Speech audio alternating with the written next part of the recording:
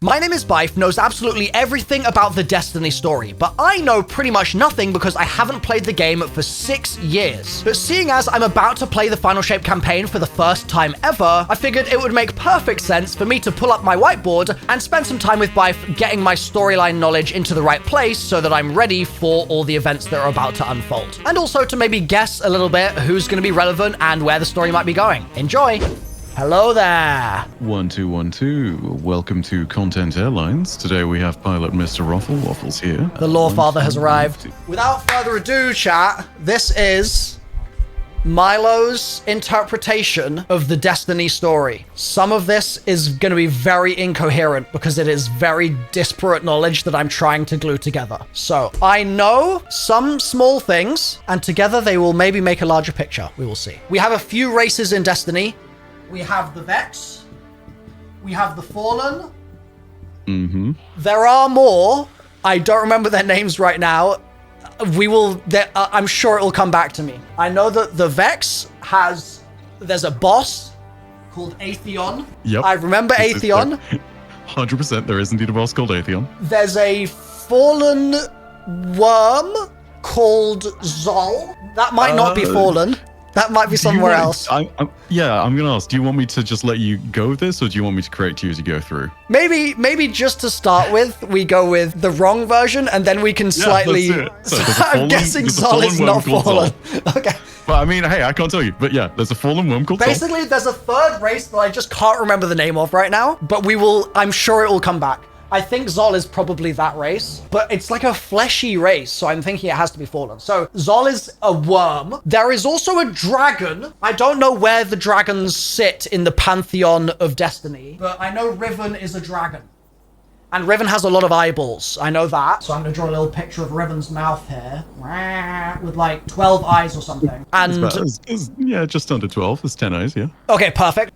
10 eyes. We'll note that detail down. So Riven exists, and Riven is a dragon. There's also the Cabal. There's another race, and they are from Mars. And whether we wanted it or not, we've fallen into a war with the Cabal on Mars. But Mars is now gone.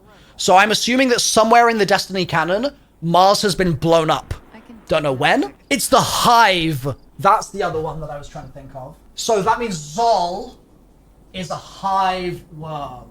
I remember there is something called Xivu Arath. I think is like, and there's Savathun as well. And I think Savathun is a queen of the Hive.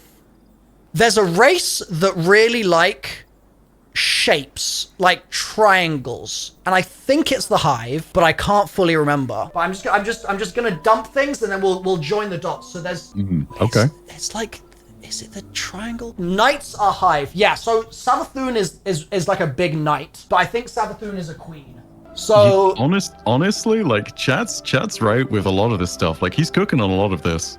Like he's cooking on a lot. I'm gonna give you that. But keep going. Yeah. I remember individual things. Joining them is where it's gonna maybe start getting a bit weird. I feel like in the origins of the Hive, they had a ship that was going through space, and then it was either going to Earth or like something like that. Wait, actually, hold on. One of these races came from another race as well, I think. I feel like the Vex, maybe the Hive turned into the Vex or something. Well, maybe we'll come back to that. So I think that there was a ship in space that was going through space that was approaching Earth, and that was going to be like a big battle. And Riven is like a liar. I remember Riven lies a lot, and there's someone else that lies a lot, and it's like their whole character is that they lie. Maybe give me a little prompt here. Was that someone here, or was that someone else? The person you're talking about who lies a lot is on the board right now. That's Savathun. That's Xivu Arath. Be correct there. it's one of these. It's Savathun. It is Savathun. Okay. You're thinking of. Savathun is a liar. I remember like Savathun like pretends to be someone else or something, but I don't remember why they pretend to be something else or what. I have no idea what the deal is there. But I very distinctly remember this thing about this ship going through space, and it was like gonna be a big battle on the ship. but I'm not sure if that battle had happened when I last played the game. In my guess is that Savathun is driving a big dreadnought ship to Earth or to like the Traveler or something to like destroy it. And then Xivu Arath, I think, is one of the, because basically I think the Hive sort of turn into themselves over time. Like it's whoever is like the king of the Hive or the queen of the Hive, I think basically becomes the next person in the Hive rather than it being like a descendant thing. I think they sort of morph into it. So I think Xivu Arath is maybe the descendant of, or the ancestor of Savathun, kind of. So I think Xivu Arath becomes Savathun. There's another character whose name I really can't remember that's like a shape guy who this would have been very old in Destiny's history. It's one of the I think I know who you're talking about. It's one of the earliest expansions in all of Destiny.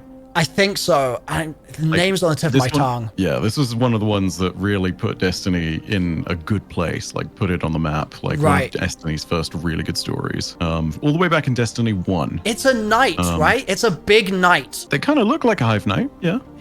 What is the... Oh, is it Crota? Related to Crota. Okay. Crota. I feel like Crota's the only one I'm going to remember. Crota is also... Yeah. Crota exists as a big knight, I'm pretty sure. Yeah.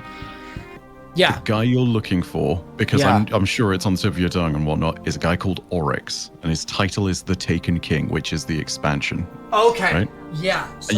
The reason why you're thinking of shapes as well is because one of his titles, probably brought up in the grimoire that you read, is the King of Shapes. Oh, that is who I'm thinking of then, yes. But Oryx is dead. And I feel like Oryx maybe... Oh god, now I'm wondering about my chronology. But I feel like Crota is Oryx's son. That vaguely rings a bell. Yep, 100%. Okay, hell yeah. So we've got some chronology happening there.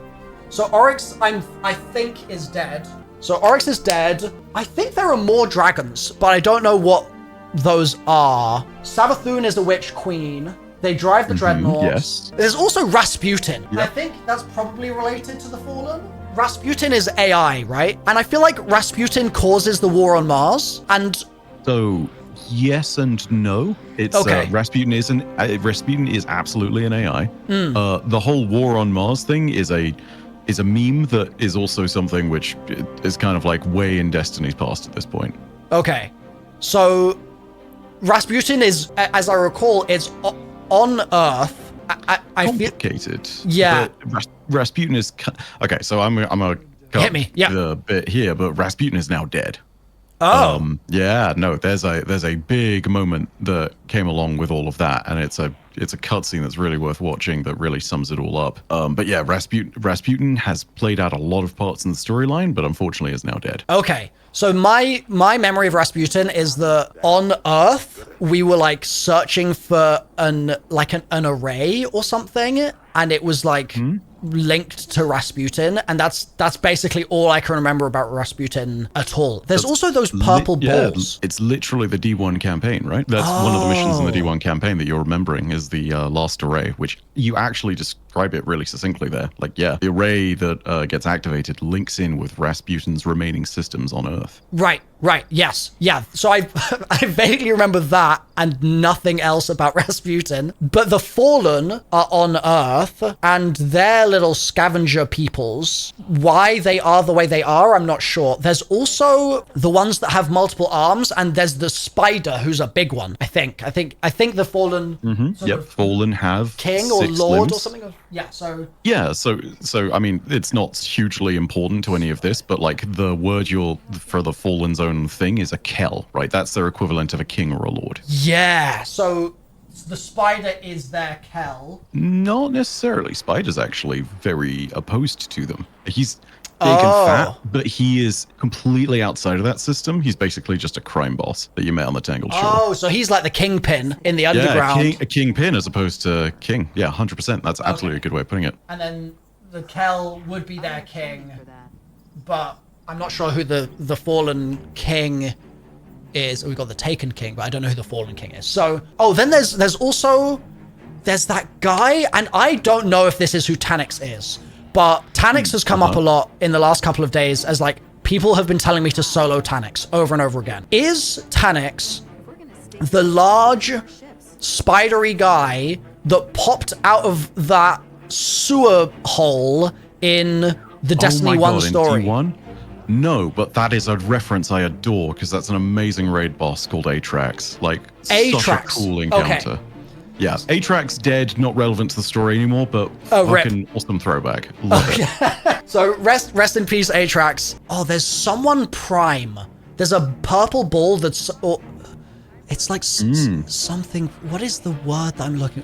Yeah, you're looking for the good old strike boss, Sepix Prime. Sepix Prime, yes. Uh-huh. Yes, Sepix Prime is a big purple... what are they called? It's not Interceptor. It's like... No, it's a Servitor. Servitor, yeah. So Sepix is a big Servitor. Mm-hmm. Yep. And was that also a Destiny 1 strike boss? Yes, it is a Destiny 1 strike boss. It got also renewed in Rise of Iron, the last expansion of Destiny 1, and now it is also a fresh iteration of it in Destiny 2, where they just revamped the entire strike. Okay. I will say, not huge narrative relevance outside of just like, hey, this is the starter content that everyone does. It's one of those early bosses, does not realistically play too much into the story nowadays, but like classic OG Destiny reference for sure. Okay, so there's servitors that hang out with the Fallen. They also have their spider tanks that I annoyingly can't remember the name of. I mean, you hit it right there, spider tanks. Yeah. Oh, that's their name. Okay, perfect. Because I remember those things just being very annoying bullet sponges. That's all I remember of those. The moon is also a thing. I think there's Orgoth? Close. Definitely a hive-sounding name. You're thinking of probably an old strike boss called that's a raid boss. So there's a few things, right? Like Golgoroth, which is an old ogre, but not on the moon. I think you're looking at, boss of the summoning pits from way back when.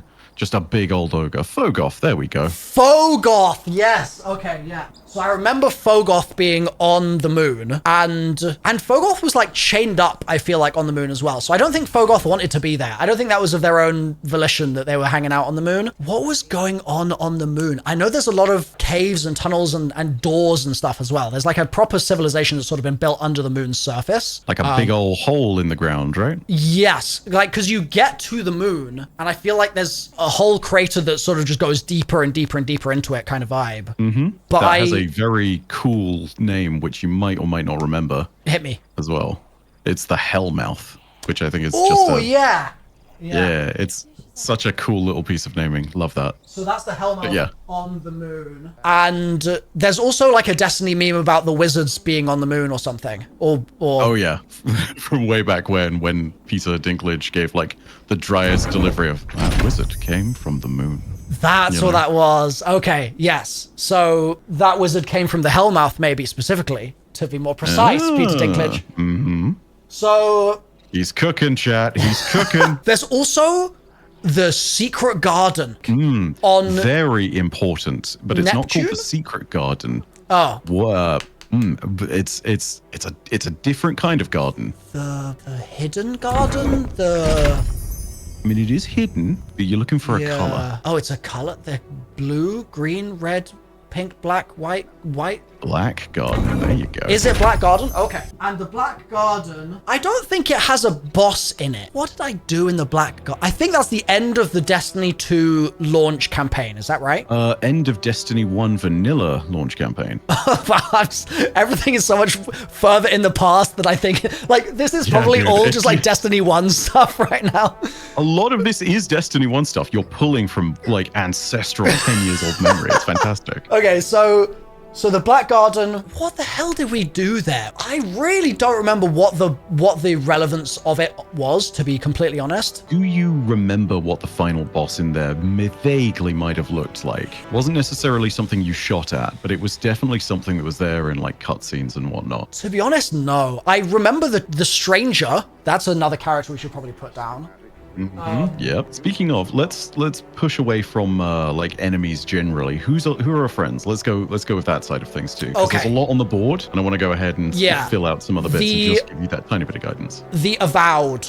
I think is their name. I think they're our friends. There's Exos, Avowed. There's no Avowed. I think you're thinking of the Awoken, though. Awoken. Avowed is the name of that other video game. That's how other video game, yep. Okay. No, 100%. I'm with you on that train, though. So like, that's on my mind, too. And there's some weird, interesting bit of lore that's like, either one of them is immortal, or they just live for like hundreds of years, or like something. I feel like I vaguely remember something like that. And the Awoken are blue. Cooking. Yes, they are. Well, they're blue, they're gray, they're purple. They're different shades of like certain colors in that kind of color palette. So they're all allied. I feel like there's a fourth one as well, but I can't recall. Maybe not. Those races that are all us, like we are them as Guardians. There's the Traveler, which is also our friend. And yes, I know that definitely worth throwing on the board too. Yeah, like huge story piece. So the Traveler is a big ball, and the story of the Traveler is that Earth was having a bad time, and the Traveler like arrived, and like it didn't plug in, but it like hovered above the Earth's surface and sort of gave it some juice kind of vibe, I think. And people were like, yo, thanks. But I don't think they knew where it came from. But I think it was being followed by Savathun's ship. And I think that was like a thing, which is that I think Savathun was coming to Earth because the Traveler was there, probably. And I think that maybe it's to do with the fact that the Traveler is a circle, and the Hive don't like circles, they like triangles. So speaking of triangles, do you know what might have been following the Traveler? Savathun, the ship, the big ship. Think less characters and think more shapes. In particular, you might remember a cutscene from the very end of Destiny 2's vanilla campaign, which showed off something rather ominous in the middle of deep space. Is it a diamond? Something diamondy? Something? Close. It's pyramid shaped. Okay. So, but there's more than one pyramid, right? Yes, there are. Yeah. Pyramids are definitely at the heart of this too. Very important. Okay, so let's have the pyramid hit. That's a terrible pyramid. I can do better than that one. So maybe that's what's chasing the Traveler. So maybe the Dreadnought ship is a separate. Maybe they're on a separate kind of conquest. He's cooking, chat. But he's cooking. The triangles are definitely coming for the Traveler. I don't think that the Guardians know what the Traveler is, apart from the fact that I think the Traveler, I think the juice that it gives the Earth I think it gives people light. And I think that the more or less vibe is that this is dark and this is light. Because there was a rumor at one point that it was like, oh, we're going to be like dark Guardians, like it's going to be sick. But I think the Traveler just bestows good light to, I guess, for lack of a better word, like soldiers? Would we say that the humans and the Awoken and stuff, are they just soldiers until they become Guardians?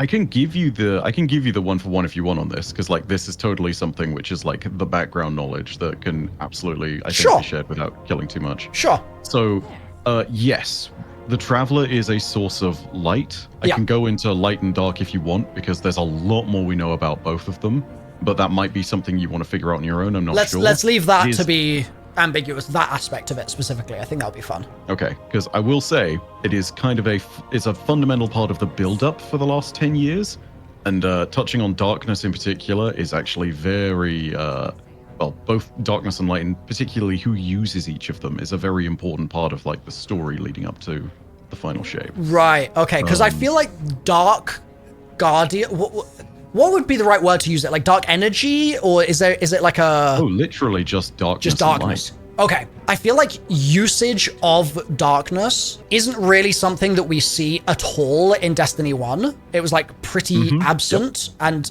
it then prompted a lot of questions as to like why it's being danced around so much, because we've clearly got one side of the coin, but we're never seeing the other. From the human sort of lens, from my perspective, it would be easy to be like, oh, well, maybe like the Hive are dark because they're just like rotten, stinky, weird life form things. But I feel like that might be, it's almost like a Western view of the East, or like it's one of those sorts of situations where I'm just seeing it through the human eyeballs. But if I was like a god, context. Yeah, exactly. I wouldn't be seeing it in that same, like as a reflection in that same way. So I don't think Hive are dark inherently. I know they're like a hive mind race, and I guess the Vex also are. So I'm still thinking that there are some connections between these two that I I can't recall, but I think that they're there. So I think humans, Awokens, Exos, etc. are good, at least good because we are allied with them. The Traveler comes, I think it gives people light. And then to some extent, I think people are like, well, we've got this thing now. What do we do with it? Like, we're being bestowed this great power onto our shoulders. We should use it to do good things sort of vibe. Great power, great responsibility type deal. And so I think in some ways, it's a bit of a self-fulfilling prophecy where people are like, well, we have been given light, so we must be good with it. Like, it's almost an impetus in its own right. But I don't know why the Traveler gave it to people, other than the assumption that it would have given it to them so that they could fight off the triangles. That would be my only other potential guess. You are cooking hard, especially with a lot of the philosophy and questions behind this. I gotta let you know, some of those questions I absolutely know the answer to. Some of them have been asked and not answered for 10 whole years. And some of that's on the basis of those are huge questions that go to like the very heart of Destiny's lore and may never be answered just because it's kind of a, thing of like, you can't ask such a big question of even the universe. No one really knows. Yeah. Like one of those philosophical things to be debated for God knows how long. I think there is one other piece that is missing from here, but I don't think you would ever have encountered it. Okay. Is it like a not in Destiny 1 type thing? It is a distinctly not in Destiny 1 type thing. Let's do this. From all the pieces you've got on the board, because you've got, I'd say, about 90% of the pieces on there, you've also got a lot of stuff that is kind of superfluous. We're going to take a few bits and pieces and we're going to erase some stuff from the board that isn't relevant, right? So just looking through things, we're going to erase, for the time being, we're going to erase Dreadnoughts. We're going to erase Golgoroth and Fogoth. No! They're gone. I'm sorry, little ogre boys. You can get rid of the Hellmouth too while we're at it. Sepix Prime. Such a niche random enemy to be like, I know Sepix is in the story. Oh yeah, no, but it's like the bits and pieces you remember. That's all good. We can also probably get rid of the Spider Kelbit and Atheon over on the Vex side of it. We're getting rid of Atheon? Yeah, the first raid boss does not have much relevance. Dude, that is so sad. I think Atheon is sick. I love Atheon. Like, as a design of an enemy, so good. It's also one of, I have to say, it's one of the coolest and most terrifying concepts of an enemy. I mean, I don't know if people... It's something to do with time, right? I feel like Atheon is like a permanent structure in time, or it's like time manifest into physical form or something like that. So the shortest version of it that I can give everyone is that basically Atheon is a Vex construct that is specifically designed within a small pocket of the world called the Vault of Glass to be able to just change timelines themselves and to literally cut things out of them. So, for example, if you die to some of the Vex constructs in the Vault of Glass, you don't die, you never existed. Oh, hell yeah. Right? Like, you are literally, you are expunged from the timeline.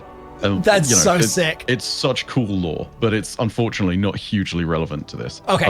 There's also that blue guy. I don't remember his name. There's also Cade. A blue. Put both Cade and I think when you're talking about blue guy, you're talking about Aldrin, right? Yes. So yeah, definitely put both of them down. Yeah, and Aldrin. Does Cade when you went to the kill dream, Aldrin? It's the other way around. It's one of the big things, and it's the impetus for all of Forsaken, which is when you went to the Dreaming City and all that. Oh, it's to avenge Cade. Cade is dead. Yeah, 100%. Okay. Cade is dead. And that's a very important detail for all of this going forward. And then Aldrin is like a king or thereabout. Maybe he's a prince, but he's like of Prince, royal 100%. lineage. I mean, he's blue, so... He's blue, and so he's I was going to say avowed. He's awoken. Yep. But that's interesting because we're allied with the Awoken, and if the Awoken are killing Cade, then that means that there's internal power struggle stuff happening. 100%. This was about 7 years before Final Shape, I think I want to say. Maybe 5, but yeah, 100%. This is everything that was going on. I bring this up now because it's actually really important. Really? Okay. Yes, 100%. Yeah. It's one of the most important plot points of the entire thing. There's also Mara Sov, who I also know is blue. I don't know where she sits in the Pantheon, but I just know she exists. Do you know what her title was? Let's go with that. Is she okay? Let me ask you another question for your question. Uh-huh. Can you go visit her by walking up a spiral staircase in the Dreaming City? There is indeed a way of doing that. You do that at the end of a 3-week cycle of the Dreaming City. You go up a spiral staircase to something called the Oracle Engine, which then opens into a throne where Mara can be found. That is okay. So she's the queen. I think Uldren might be her son. Not son, but twin brother. I'll absolutely give you that because it's another relevant detail. Okay, so Mara, Sov, they're twins. Okay, so yeah, because I remembered Mara being a queen of some description that after the 3-week cycle you would go and there was some kind of reward. I feel like we were getting like lore recordings once a week or something from her. Yes, you got lore books from way back in the day. That helped sort of give context as to what was going on in the Dreaming City. I'm really surprised. It's actually a nice surprise, but I'm really surprised that stuff, that little pocket of time that I very briefly did see all those years ago, 6-7 years ago, is actually like super relevant now. that's so funny. 100%. I am going to give you, there's 2 last things I think that you absolutely need to know, or maybe 3, but like the first bit is kind of what's happened with Uldren, and I think I am going to explain this to you because otherwise stuff is not going to make any sense, and it's not going to be in a way of like, oh, it was fun to discover this. It's just going to be, this is knowledge that you are assumed to have, and I think it may even explain it to you in one of the opening cutscenes. Okay, I think if I have to guess, I think Uldren, basically I have a very, very vague memory of him being dead, but then him not being dead. Like, I feel like I remember him, he either faked it or he came back to life. That's the most I could tell you about that. I don't know anything else, but it was like, I feel like I saw someone before it even happened in game. I think I might have seen a leak that he died or something, but then something else happened. So I think that he survived whatever that supposed death was. That is the extent of my knowledge. So where we should really start is with ghosts, right? Like, what is it? A ghost and what a guardian is, right? Yep. So guardians aren't just players. They aren't just people who have the ability of the light. It's the way they came across the light that's really important. All guardians have died. And the way that they become a guardian or a light bearer in the first place is that a ghost comes along, identifies their body, and is like, oh, this person is a worthy soldier to wield the powers of the light. And then they zap them and they are brought back to life. They have no memories of their previous life. And he gets a ghost.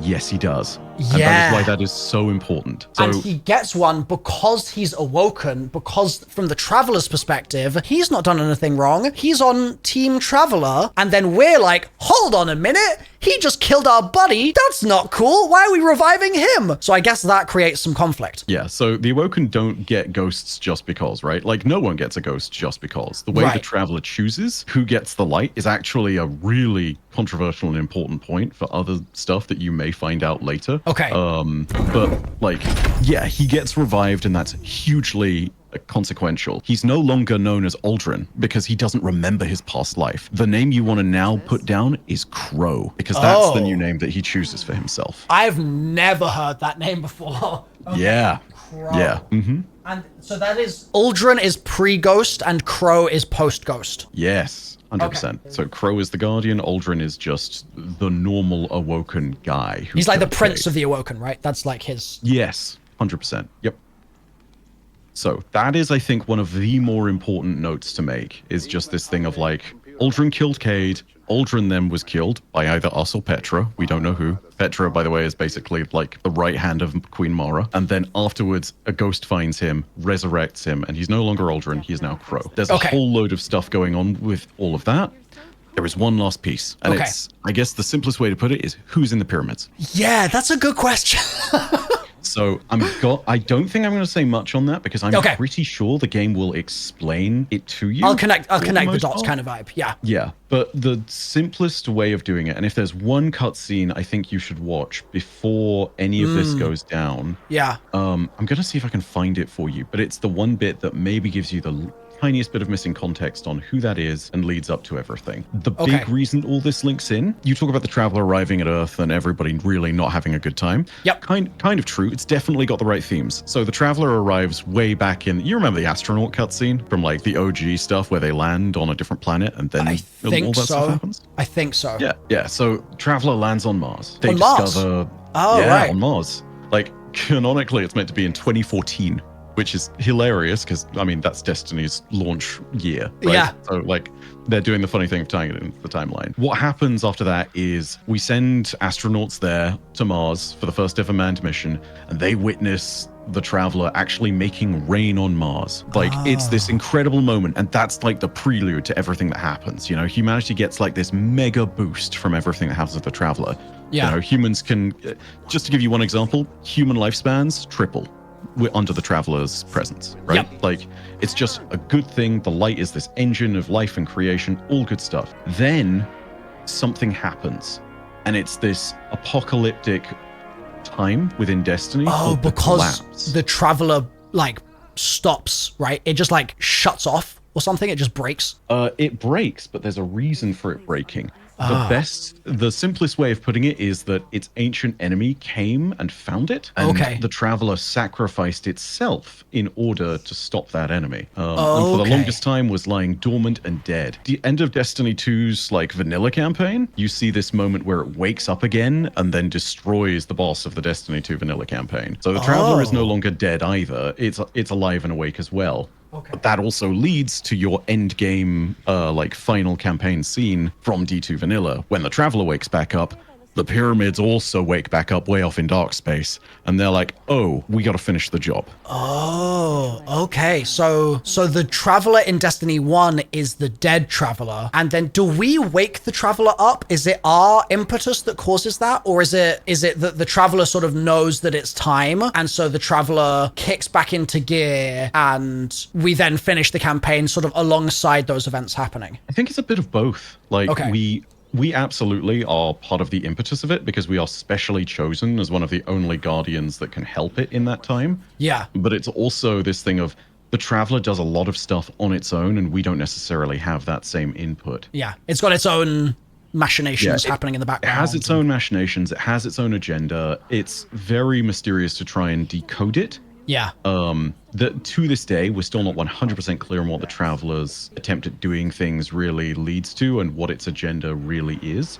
Yeah. We just know that it's given life to our world in the time before the collapse. And we also know that it gives Guardians their ghosts and therefore the light. So the collapse is sometime between 2014 and the events of the start of Destiny 1. Is that right? Yes, 100%. Okay. Yep. We don't know the exact dates of that either. We just know that the Golden Age before the collapse lasted for hundreds of years, and that the Dark Age after the collapse also lasted for hundreds of years. So the timeline is really open-ended, very nebulous. We have like events that we can chronologically jot down, but we don't necessarily have dates. Dates in Destiny's terms don't really exist. The only one we're really sure of is the 2014 point at which the Traveler is discovered. Cool. That's it.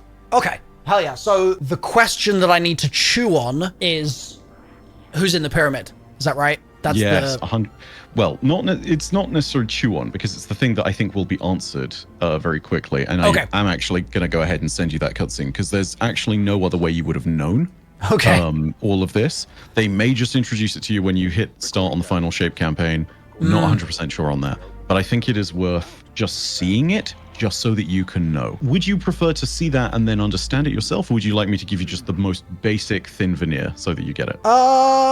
My gut would say I'll work it out, but chat, do we have a preference in chat? Because basically, well, there is the smoky-headed guy, right? Who's like you've seen the smoky-headed guy. I have seen the smoky-headed guy on the like box art basically for the Final Shape. He's in the background. He's like watching from the space or something. So if it's him, then I don't know. Oh, the Witness. I've heard the name The Witness said as well. So is it the Witness in there? Yes, that is indeed the Witness. And that is probably the most important part of all of it. Okay.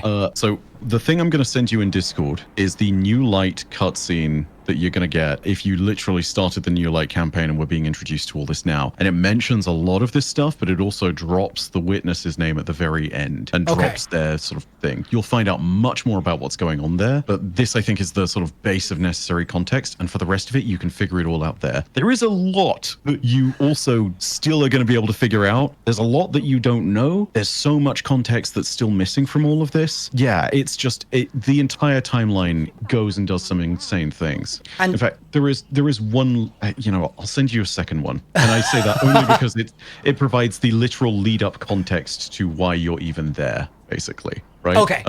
Is just a quick question for you. What is New Light?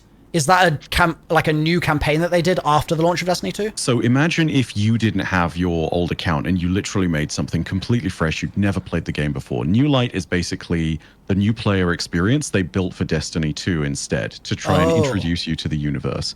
So it's one of these things that's meant to try and catch you up. It doesn't always do the best job. That's an understatement perhaps in some areas, but it does not always introduce you to the stuff that is going on now, but it gives you a relevant portion of knowledge, I think, especially in one cutscene. Okay, cool. So the New Light kind of info dumps you on the relevant material as much as it kind of gets you up to speed gameplay wise, but it's sort of like, okay, here you go. Here are the stakes. Here are the big players in the story. And then it kind of at the end goes, and also there's the witness. And everyone's like, whoa, like that kind of vibe, right? Mm-hmm. Yeah, 100%. Okay. I will put the pens on the whiteboard. Should we just watch these cutscenes right now? Are they like 2 minutes or are they 20? Like are they long?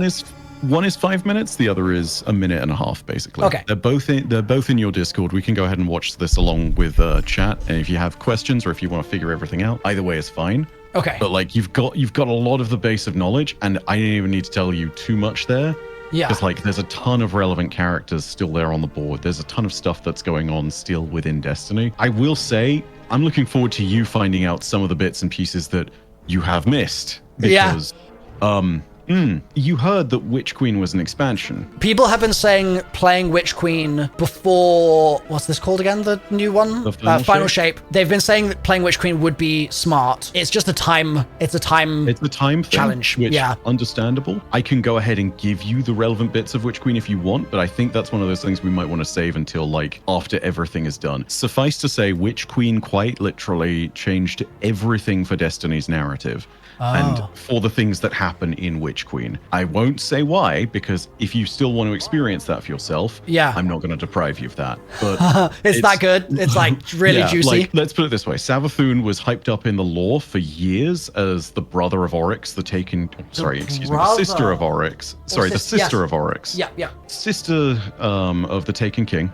And Queen of Lies and Deception. There were so many notes for years in the background that she was doing stuff. And Witch Queen, the expansion, was her coming to the forefront and finally enacting her big plan. Right. And I need to let you know, people will sit there and if they had to describe it in like a sentence, it's peak. Like it's phenomenal. It's peak Destiny. Okay. Like, and that was Destiny 2, right? Not Destiny 1? Yeah, that's Destiny 2. That's there was a couple of years before Final Shape. Literally 2 years before.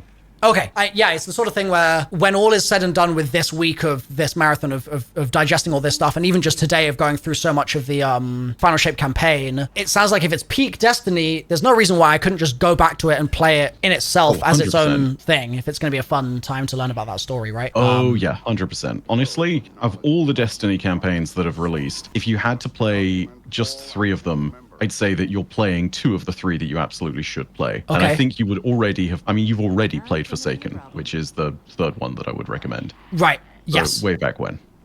Yeah. Back in very distant memory at this point. But no, you're getting the good stuff. You're getting the juice. I'm gonna go ahead and just leave you to those cutscenes for a moment and just if you have questions, I'm still here, but if we want to go ahead and do this, that's totally the thing. Here we go, chat. This is the Light and Darkness Saga, Destiny Calls. Let's get it. This universe is made of light and darkness. I'm gonna get rid of the subtitles. These ancient forces flow through all matter and energy in our solar system and beyond. But we haven't always known this.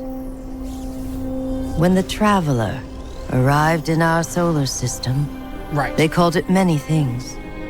A ship, a planet, a god. Its presence provoked and inspired great change. It terraformed several moons and planets. Our lifespans increased 3-fold. Oh, okay, there you go. And we launched colony ships to settle worlds beyond our own. This was... So I'm pausing this here real quick. This thing, the 3 circles there, I feel like that's a thing on... You've seen that before. The director? I feel like I've seen it. Yeah, this is in the, I'll cut it short for you. This is the Cosmodrome at Baikonur. AKA Destiny 1's Cosmodrome. And those ships... Some of them never launched. Some of them are still on the Cosmodrome, and you can still see them. Right. And weirdly, Baikonur Cosmodrome is also relevant in the zombies story as well. Because it's a real-life place where you would actually send... I mean, it's where cosmonauts send their missions to go into space. We love Baikonur Cosmodrome in this here sci-fi universe. We love it. This was our golden age. But like all golden ages, it was doomed to collapse. The Traveler was pursued by an ancient enemy. Triangles, yes. The Doritos. In the darkness. Yes. It found us. Humanity lost everything. With the last of its strength, the Traveler pushed back its enemy to create something new. The ghosts. In the dark times that followed the collapse, the ghosts chose the first light bearers. And so that's technically more or less us in Destiny 1? Is that fair to say? So Lightbearer, the word that she uses, is an early title, right? Because it is literally describing what they do. They have the powers of the light. It's only when everyone comes together and makes the last city that eventually they get the title of Guardian, because that's what they are literally guarding. And at the very start of the Dark Age, the city didn't exist.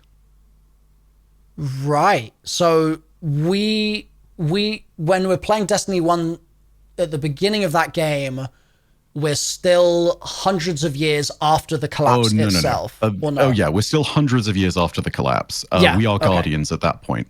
Yeah, so the Lightbearer to Guardian funnel has happened. They've created the last city. I guess we go there, right? So that makes sense. Okay, I'm up to speed. There we go.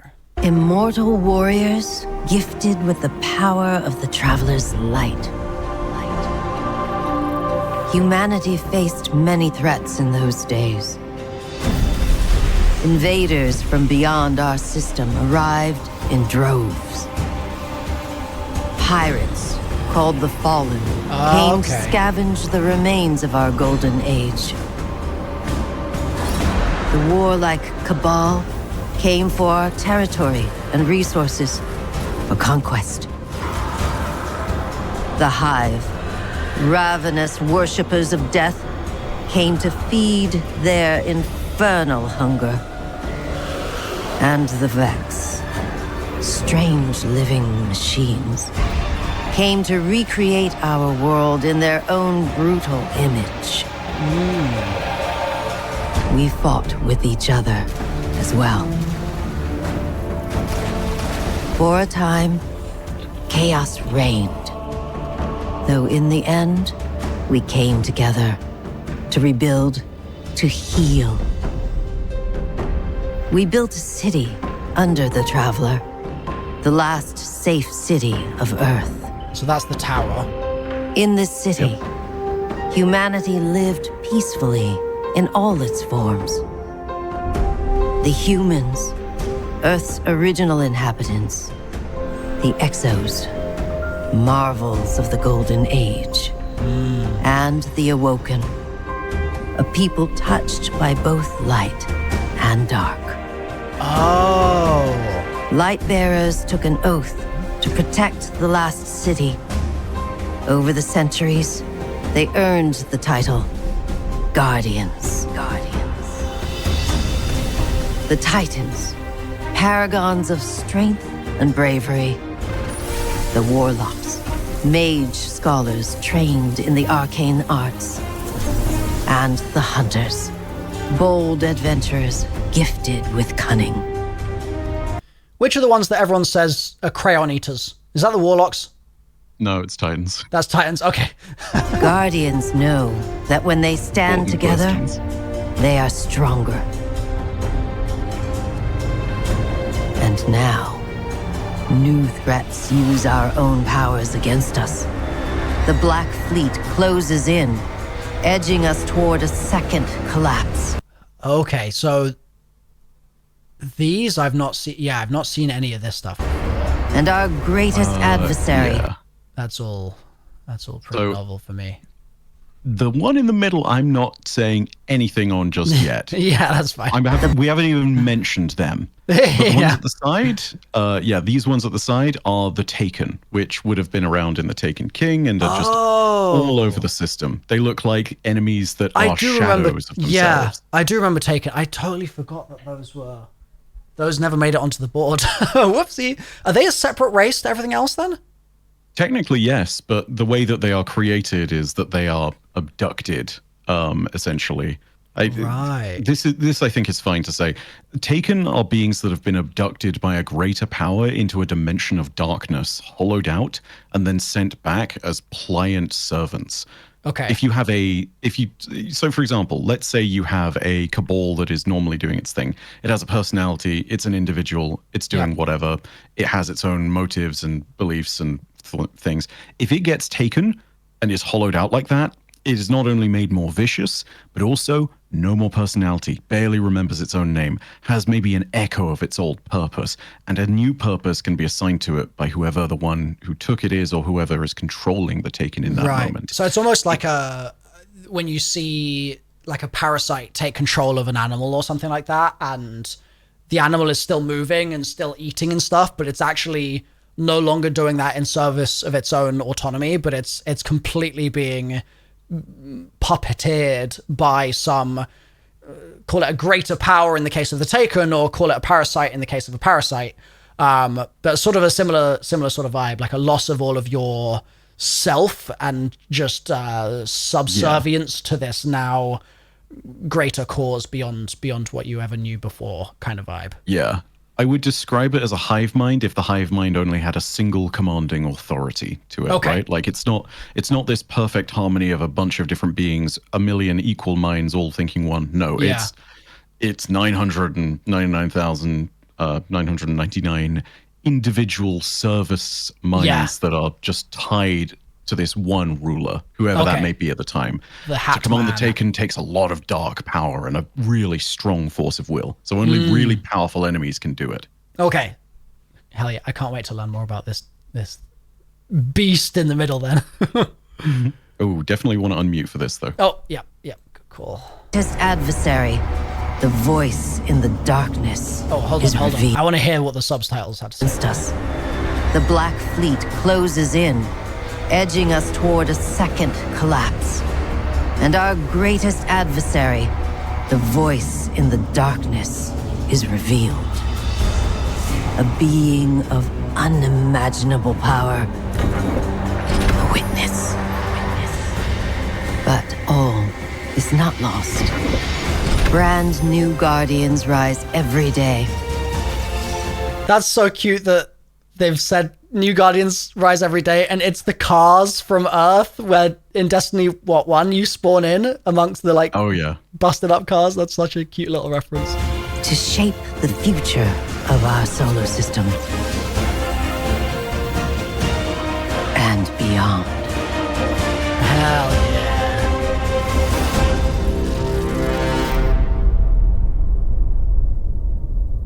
So the last necessary bit of context before anything to do with Final Shape is that other cutscene. I will simply give you this lead up. This is the end of the expansion that came before Final Shape. It's called Lightfall. And that's what the next cutscene we're about to watch? Yes. And to put it really simply, well, you'll see.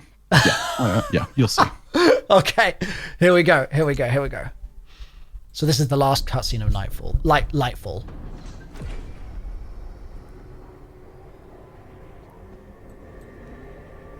Got Ikora. Oh, so the Doritos are circling the Traveler. The universe makes us all victim and perpetrator. He's drawing a big triangle. infinite cruelty. You, more than any, suffer both fates. Be free. Oh.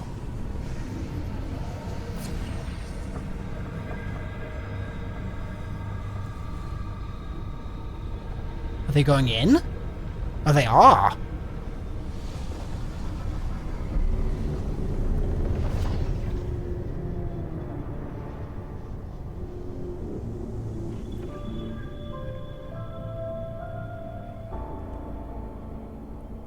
Wow, they had a good view for that, didn't they?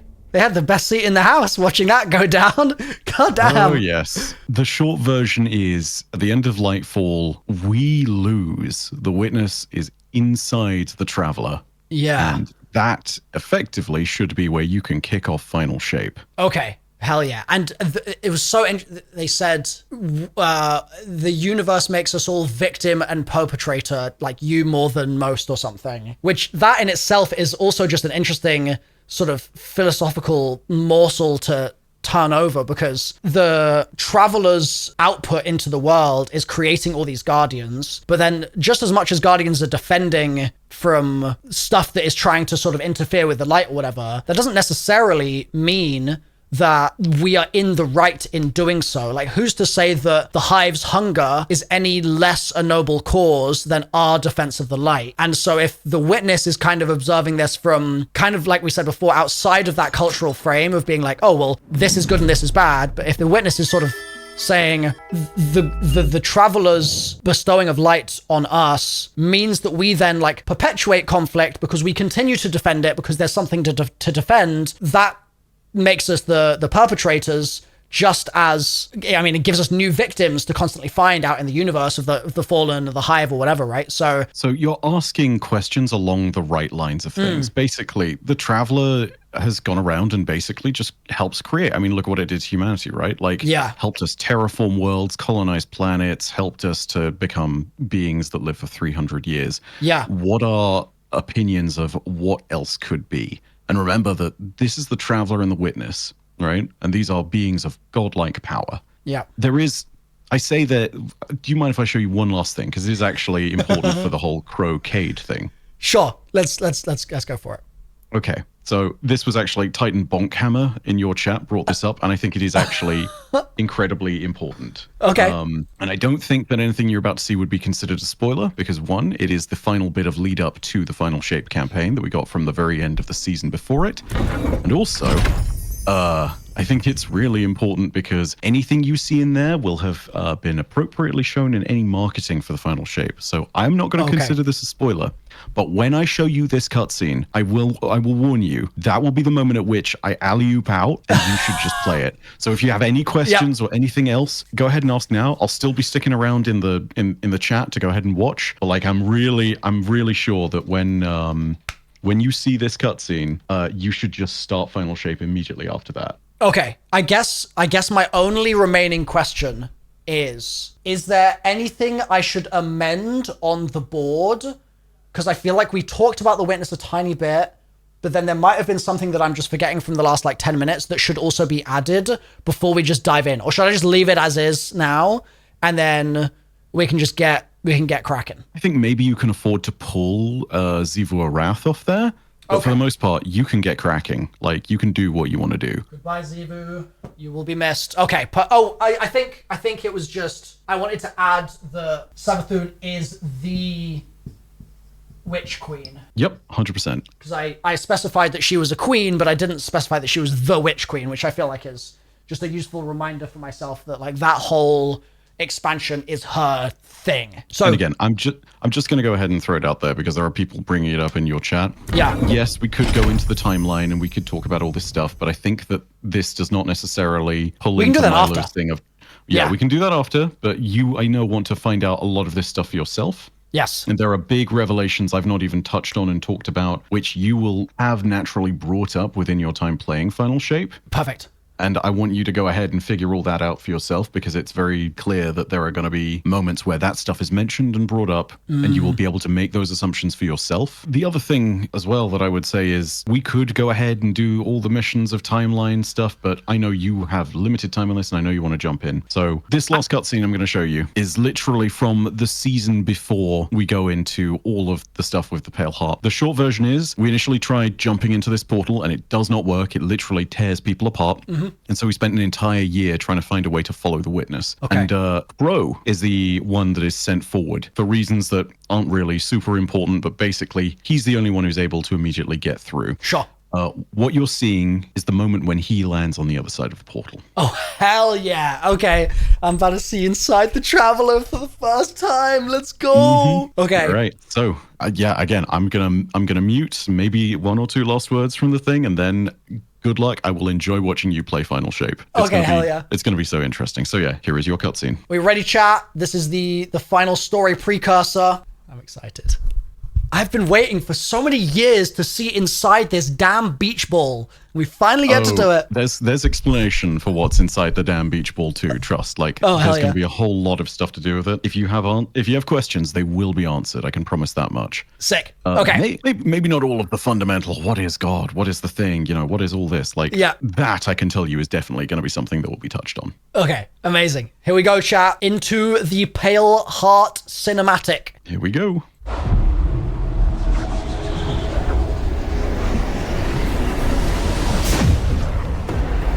He made it.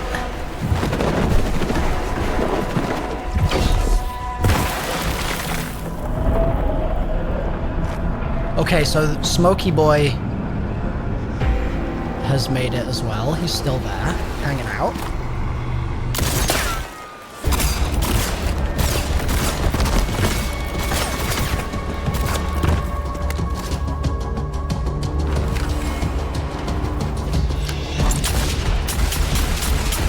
Watch this just be Cade. He's just back.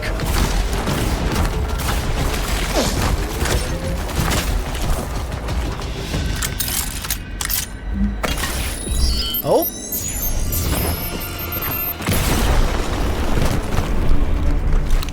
Wait. Wait, what? Guess who? Yeah. But...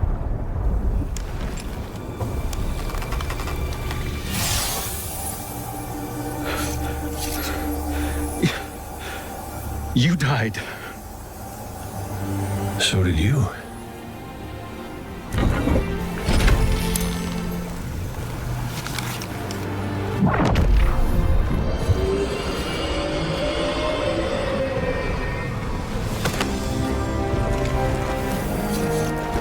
Yeah, I don't have to call you Prince anymore, do I?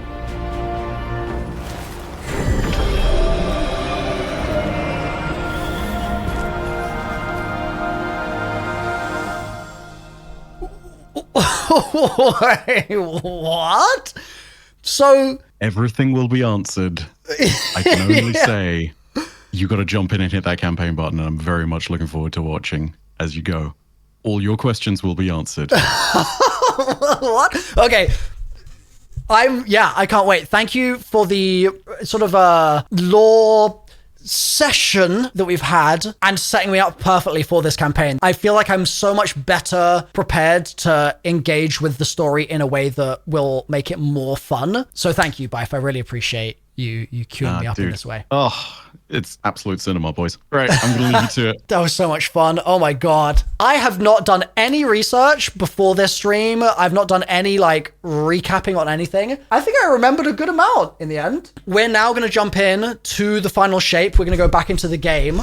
So now that you've seen me getting set up with Bife, the only thing left to do would be to see me actually go through the Final Shape campaign itself. So that video as a supercut is linked on the screen right now, and I basically try and sort of guess where the story's going the entire way through it. So I think you'll enjoy it. Give it a click, and I'll see you there.